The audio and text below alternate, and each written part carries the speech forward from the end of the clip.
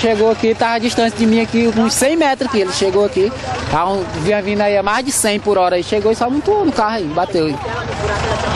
Nós tava vindo, aí ele ia parando aqui devagarzinho, porque um amigo meu tava indo, aí eu falei, para pra nós dar carona. Aí na hora que parou, ele pegou e bateu atrás. Tipo assim, quando ela caiu nos meus braços, eu tirei o vidro da cabeça dela, tava cheio de vidro o cabelo dela. Então... Ela tava na moto.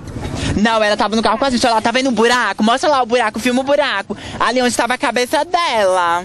Então ela foi atingida, por isso que ela tava dando. Ela tava dentro do carro? Tava dentro do carro. Todas elas sentiram um impacto, mas ela sentiu mais, porque olha lá, ó. Quebrou na cabeça dela o vidro. E aí, como é que foi o negócio do silicone? Uai, ela sentiu um impacto no silicone, porque a gente tem prótese, a gente sente, não é, Nicole? Lógico. Pois eu senti mesmo, meus peitos tremendo, porque quando eu sinto assim...